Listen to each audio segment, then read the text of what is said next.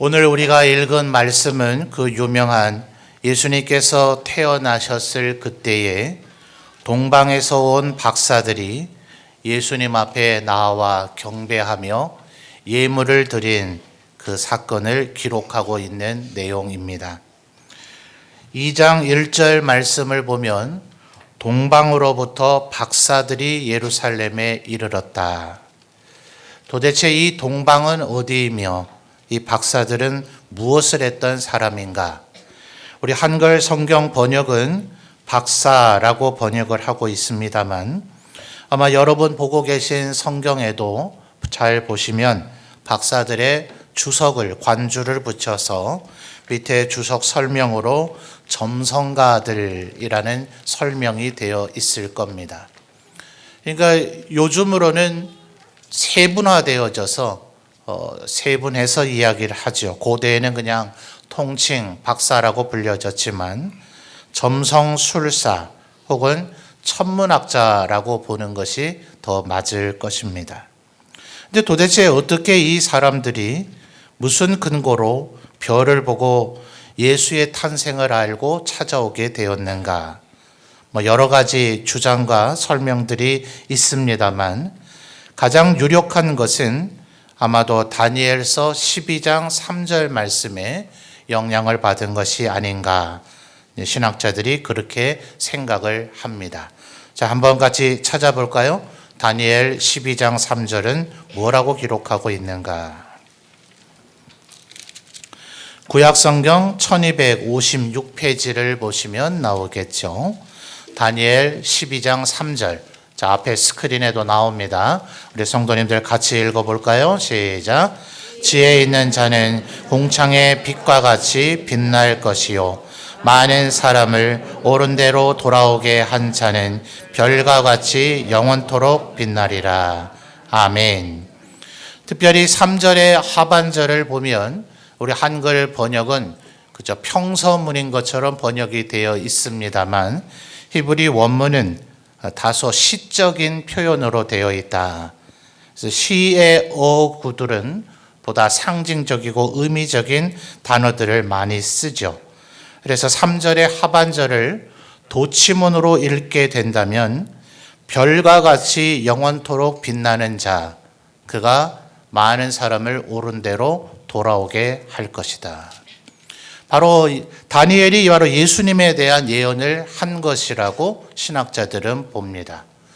바벨론과 그리고 메데 파사, 세계사에서는 페르시아라고 불려지죠. 바로 그 페르시아라고 불려지는 나라에 이르기까지 세계의 대제국에서 총리의 반열에 있었던 사람, 의로운 자 다니엘. 그래서 그 나라 사람들도 다니엘은 현자요 선지자로 많이 존경합니다.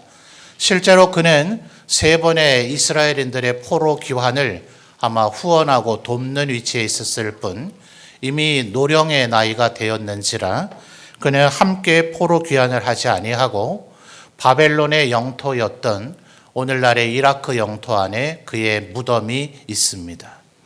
그래서 아마도 신학자들은 바벨론과 메데 파사, 특별히 페르시아가 바벨론도 그러하지만 점성술이 많이 발달되었는데 이 다니엘을 존경하는 사람들이 있었을 것이고 그들은 이 다니엘이 예언했던 이 말을 염두에 두고 이 일을 하게 되었을 것이다. 여러분, 이 신학자들의 추론을 저는 맞다라고 생각을 합니다. 한 사람의 위대한 삶, 한 사람의 믿음을 위한 삶이 얼마나 다른 사람에게 선한 영향을 미칠 수 있는가. 수백 년이 지난 후에 예수님의 탄생을 알고 경배하는 자리에 이를 수 있도록 선한 영향력을 미칠 수 있더라 하는 거죠. 오늘 우리는 2000년 전에 우리에게 오신 예수님을 기념하고 기억하고 감사하는 것뿐 아니라 우리는 이제 다시 오실 예수님을 기다리며 기억해야 될 것입니다.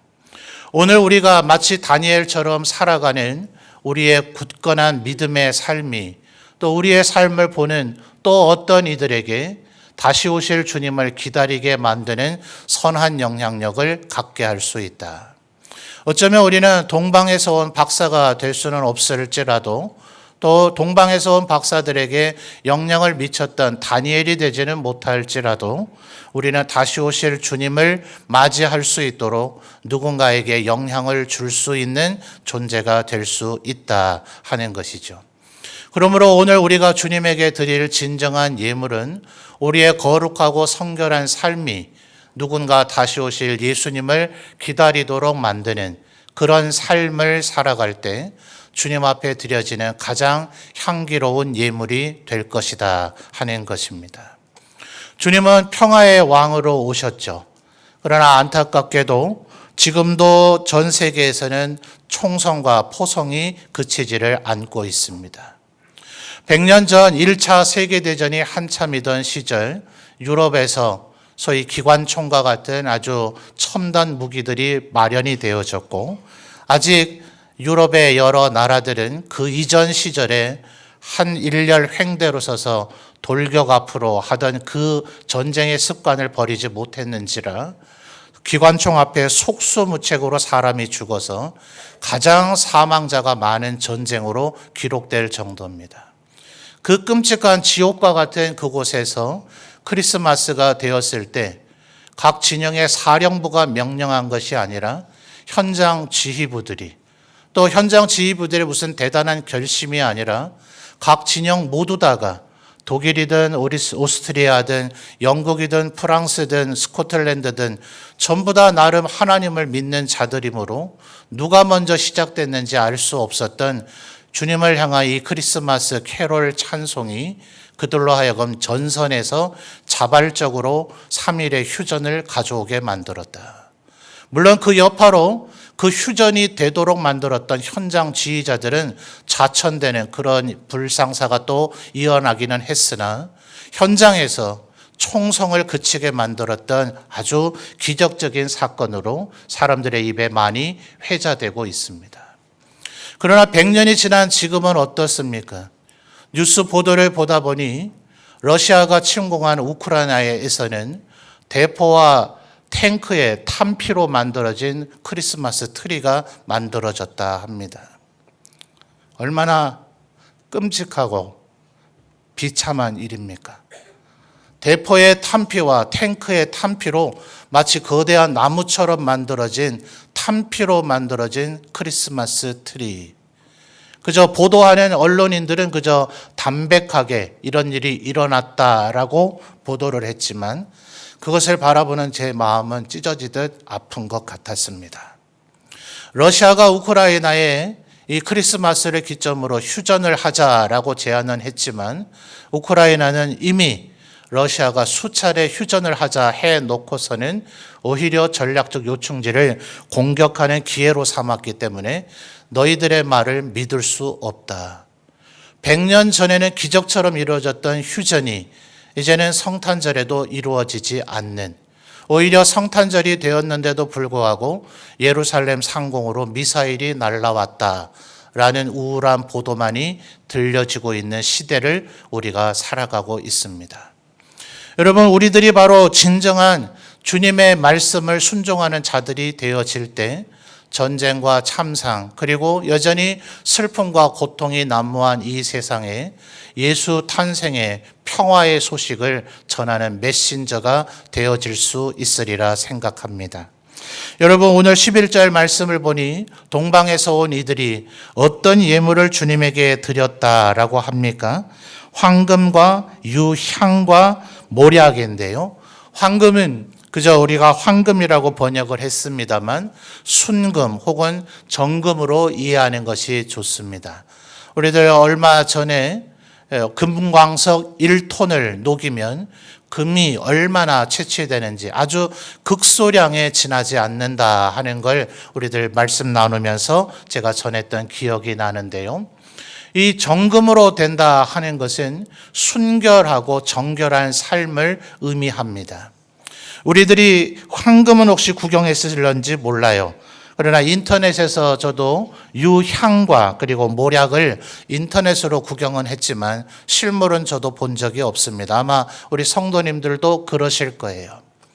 우리들이 주님께 황금과 유향과 그리고 모략을 드릴 수는 없을지 모르지만 우리의 삶, 우리의 인격 자체가 바로 이런 예물이 될 수 있다는 걸 오늘 마음에 새기시는 우리 성도들이 되시기를 바랍니다. 여러분, 동방에서 온 박사들이 몇 명이었는지 사실 모릅니다.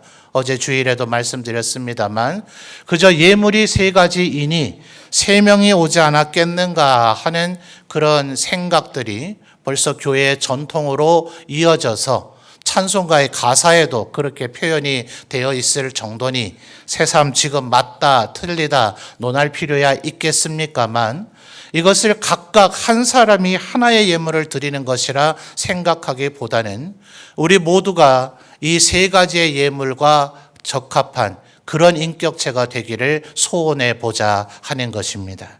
말씀드렸던 황금은 정결하고 순결한 삶을 의미합니다.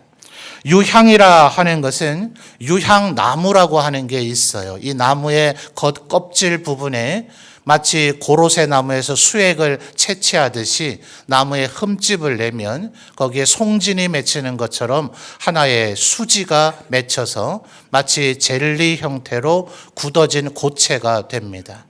이것을 숯불과 같은 화로, 청동 화로 같은 곳에 그 불기 위에 던져내면 순식간에 고체의 젤리처럼 되어 있던 이 물질이 기화가 되어져서 향기로 올라가게 되는 겁니다. 그래서 기본 유향은 여러분 기름 성분의 향기, 그래서 유향의 2글자를 바꾸면 뭐가 되죠? 향유죠. 이렇게 하면 훨씬 이해가 쉽습니다. 그래서 이 유향은 향기를 내는 것이 가장 기본 기능이지만 일종의 양리 성분도 있어서 우리의 마음을 안정시키고 심지어는 항우울제 성분도 있다 그래요. 이 유향이라 분류되어지는 것이 나무에서 채취되는 것만도 한 100여 가지가 되는데 심지어는 나무에서만 채취되는 게 아니라 우리들의 식생활 가운데서 먹고 있는 것 속에도 화학적 성분으로는 똑같은 성분이 소량 있다 그래요. 말하자면 실제로 우리는 유향을 먹고 있는 겁니다. 극소량에 불과하지만 그것이 우리 속에서 향기로 드러나게 될 정도라면 아마 저보다 더 살찔 정도로 어마어마하게 먹어내셔야 될 거예요. 그 정도로 소량밖에 되지는 않으나 유향이라고 하는 것이 저 멀리 어딘가에 있는 물질이 아니라 오히려 우리의 일상의 삶 속에 있는 물질이다 하는 거죠. 여러분, 바울 사도는 우리가 그리스도의 향기가 되어야 한다라고 이야기했습니다. 어쩌면 금광석이 금이 되듯 우리의 몸과 마음, 우리의 삶 속에는 제거되어져야 될 것들이 많이 있을지 모릅니다. 하나님의 말씀으로, 성령의 기름 부으심으로, 하나님의 은혜로 우리의 삶과 인격에서 마땅히 제거해야 될 것들을 제거해 버리고 성령의 기름 부으심을 받으면 우리는 정금과 같이 순금과 같이 고귀한 존재가 될 것입니다. 그리고 유향과 같이 향기로운 존재가 될 것입니다. 또 모략도 마찬가지입니다. 모략의 가장 기본 성분은 부패하지 않도록, 썩지 않도록 만드는 방부제의 기능을 갖고 있다 그래요. 주님 우리에게 빛과 소금으로 살아가라고 말씀하셨습니다. 소금은 맛을 내는 기능을 갖고 있긴 하지만 부수적으로 역시나 썩지 않게 만드는 기능을 가지고 있기도 하죠. 이 모략도 마찬가지로 식물의 나무에서 채취되는 성분이라서 고체 젤리와 같은 형태로 되어지고 이것을 녹여서 마치 니스 칠을 하듯이 칠을 해서 방부의 효과를 극대화시킬 수도 있다 하는데 이것 또한 우리들이 일상에 먹고 있는 성분 속에 녹아져 있는 물질이라 그래요. 그러니 이것은 저 멀리 어디에 있는 것이 아니라 이미 어쩌면 하나님께서 우리의 속에 내재해 놓으신, 어쩌면 우리를 갖게 해 놓으신, 다만 우리의 아직은 다 떨쳐내지 못한 옛 사람이 혹은 옛 습관이 혹은 여전히 이 세상의 세파와 유혹과 시련과 그런 것들이 우리로 하여금 황금과 유향과 모략으로서의 기능을 극대화시키지 못하게 하고 있다 하는 거죠.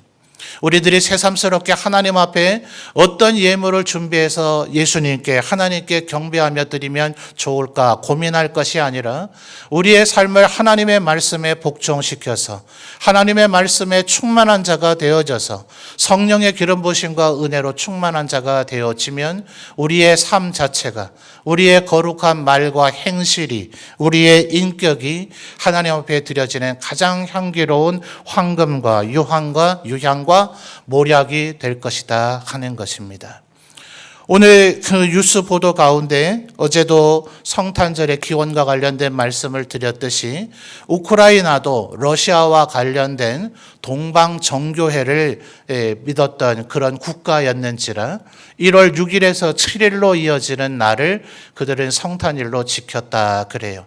이제는 러시아에게 너무나 화가 났는지 이제는 우크라이나가 이제 서방 나토에 가입하고자 했던 의도를 갖고 있기도 했지 않았습니까? 그래서 이제는 우리도 서방 사계처럼 12월 25일을 성탄일로 지키겠다. 그래서 이제 우크라이나 백성들이, 국민들이 1월 6일, 7일을 지키고 있다가 이제 12월 25일을 지키려고 하니 아직은 습관이 되지 않아 좀 어색해하는 상황이다 하는 언론 보도를 들었습니다. 어쩌면 동방과 서방의 교회가 예수님의 탄생일을 기념하는 것이 이렇게 갈리고 나뉘어져 있는 상황 가운데서 우리나라는 특별히 우리가 믿고 있는 이 장로교회는 로만 캐톨릭의 전통 속에서 종교개혁을 하며 12월 25일을 예수님의 성탄일로 지키고 있는데 어쩌면 저는 이것이 우리에게 더 귀중한 의미를 부여해 주고 있다는 생각이 듭니다. 새해를 시작하면서 다짐하는 것도 좋겠지만 이 한 해를 마감하는 이제 한 주일 정도 올해가 남아 있는데 우리는 이 한 해의 삶을 어떻게 살았는가? 우리는 주님 앞에 과연 황금과 유향과 모략으로 살아왔는가? 이 한 해를 되돌아보면서 하나님 다가오는 새해는 주님 앞에 우리의 삶과 내 자체가 하나님 앞에 드려지는 가장 존귀한 예물이 될 수 있도록 황금으로 유향으로 모략으로 살아가리라 다짐하고 결심하는 오늘이 되시기를 주님의 이름으로 축원합니다.